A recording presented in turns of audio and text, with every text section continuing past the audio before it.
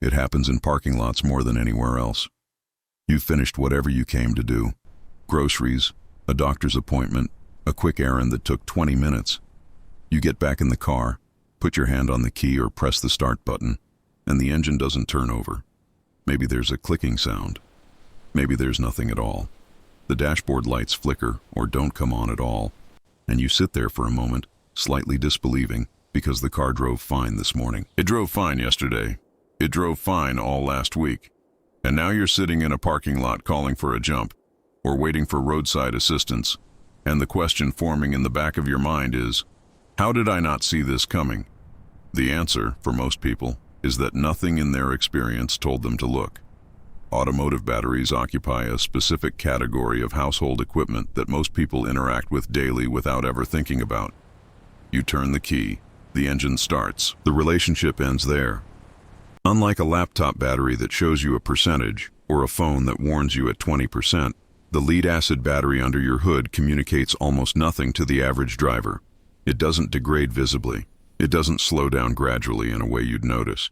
It performs at what feels like full capacity, right up until the moment it doesn't. This characteristic, the way automotive batteries maintain the appearance of full function while quietly losing reserve capacity, is what makes their failure feel so sudden. The car started fine this morning. That's true. But the battery that started the car this morning had maybe 40% of its original reserve capacity. It was doing the job, barely. And the cold snap overnight, or the extra draw from the heated seats, or simply the cumulative effect of one more start, pushed it past the threshold it could no longer cross. The failure wasn't sudden. The failure was the last step of a process that had been underway for months. Understanding that process starts with understanding what a car battery actually does and how it ages. Most passenger vehicles still use lead-acid batteries, a technology that's been around for over a century. Inside the battery case, lead plates sit submerged in an electrolyte solution. When you start the car, a chemical reaction between those plates and the electrolyte releases electrical energy. The alternator recharges the battery as the engine runs. This cycle repeats every time you drive. The degradation happens at the plate level. Over time, lead sulfate crystals, a byproduct of the discharge process, accumulate on the plates. In a healthy battery that's being regularly and fully charged, these crystals dissolve back into the electrolyte during the recharge cycle. But when a battery is repeatedly partially discharged, or sits unused for extended periods, or operates in temperature extremes, those crystals harden and remain. They take up space on the plate surface, reducing the area available for the chemical reaction, reducing capacity with every cycle. This is sulfation. It's the primary reason car batteries fail prematurely, and it's a process that accelerates invisibly, silently, until the battery simply doesn't have enough reserve to do what you're asking of it. What makes it particularly difficult to catch is that cranking power, the burst of energy needed to start the engine, can remain adequate even as reserve capacity drops significantly. The battery starts your car. You have no reason to suspect anything. The decline continues. Consider a scenario that plays out in American driveways every winter. A family in the upper Midwest bought a new battery for their main vehicle 3 years ago, following a no-start event in a gas station parking lot. Since then, the car has been reliable. No issues.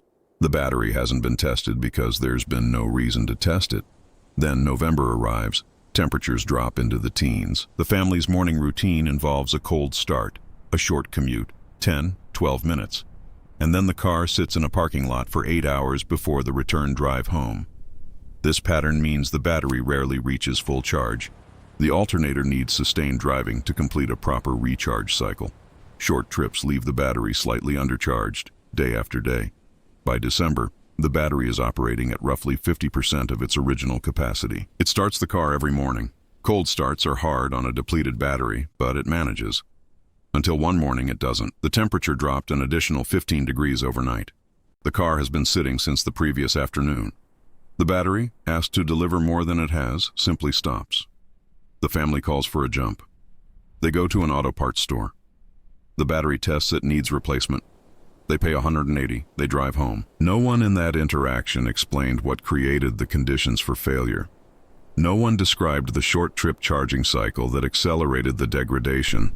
The battery gets replaced on the same schedule, with the same driving habits, and the cycle repeats. There's a financial dimension to this cycle that becomes significant when you map it across a typical American household over time. A quality automotive battery costs between $120 and $220, depending on vehicle type, battery group size, and brand. Most come with warranties of 2 to 3 years, with free replacement within that window and prorated coverage beyond it. The average American replaces their car battery every 3 to 5 years. But that average conceals a wide distribution. Households with multiple vehicles, short-trip driving patterns, extreme climate exposure, or vehicles with high electrical loads replace batteries more frequently, often without understanding why.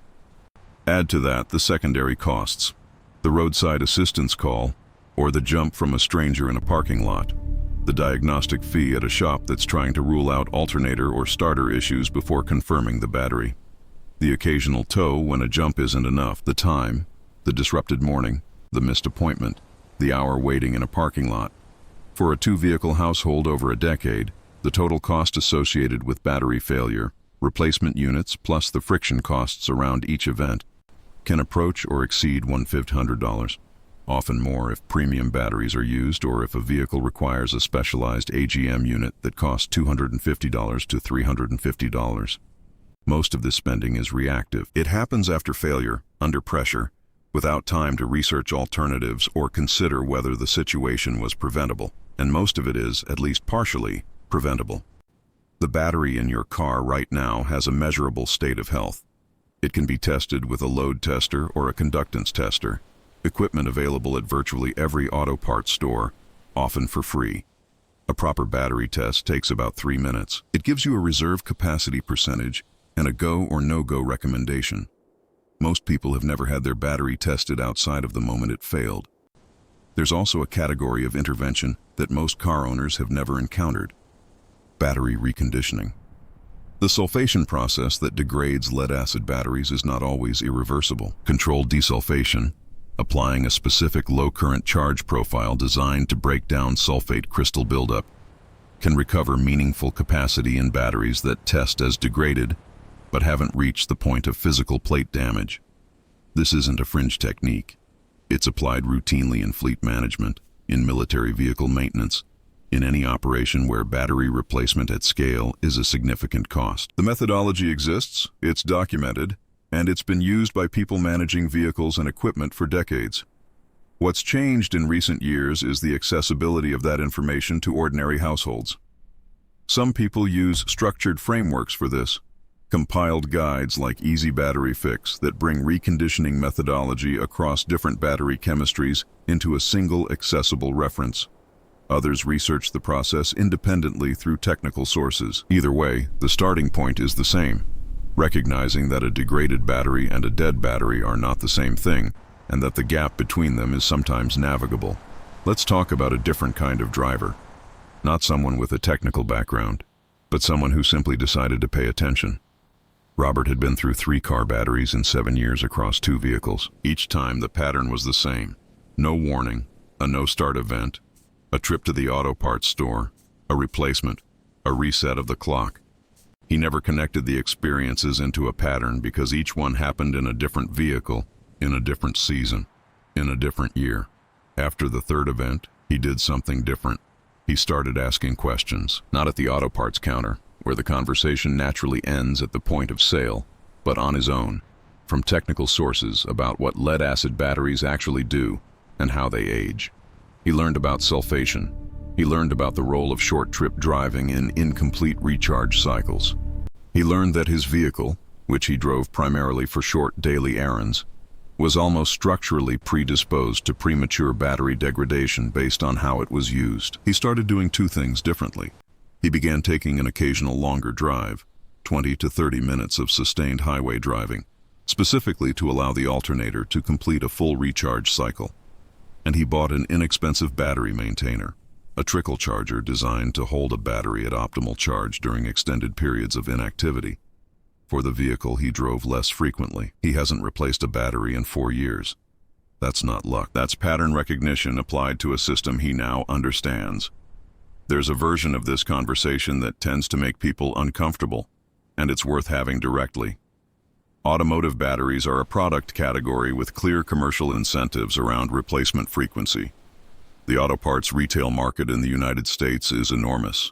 Batteries are a high-margin consumable. The testing equipment at the service counter is accurate, but the recommendation that follows a marginal or low test result is almost always replacement, because that's what's for sale. This isn't dishonesty, it's incentive alignment. A marginal battery might last another year with proper maintenance. It might fail next week. The safest recommendation from a liability standpoint is always replacement, and because the customer standing at that counter has usually just experienced a failure event and is in a mild state of stress, the cognitive environment is not one that encourages careful evaluation of alternatives. Understanding this doesn't mean distrusting every recommendation. Some batteries genuinely need replacement, but walking into that interaction with some baseline knowledge, what your battery's actual test results mean, what recovery options exist for a battery in marginal condition, what your driving pattern's effect has been on its state of health, changes the quality of the decision you make. Knowledge doesn't complicate the purchase, it clarifies it. One more thing that rarely gets discussed at the point of sale: the relationship between automotive batteries and the rest of the vehicle's electrical system. A degraded battery doesn't just cause no-start events. It creates a condition where the alternator works harder to compensate for the battery's reduced ability to hold charge. Over time, an alternator running under sustained high load ages faster than it should. What begins as a battery problem can, if left unaddressed long enough, become a battery and alternator problem, a significantly more expensive repair. Similarly, modern vehicles with advanced driver assistance systems, start-stop technology, and multiple electronic control units place higher electrical demands on the battery than vehicles from a decade ago. A battery that might have lasted 5 years in a 2010 vehicle may last 3 years in a 2022 model with equivalent driving patterns. The load profile has changed. Most owners haven't recalibrated their expectations accordingly. The battery under your hood is not an isolated component. It's part of a system. How it ages affects the system. How the system operates affects how it ages. This is the kind of circular relationship that becomes visible only when you step back far enough to see the whole picture. The car in your driveway right now has a battery with a history. It has a cycle count, an approximate state of health, a sulfation level that depends on how you've driven and where you've parked, and whether it's been through one hard winter or 3. It has a remaining capacity that no warning light is currently communicating to you. That information is accessible.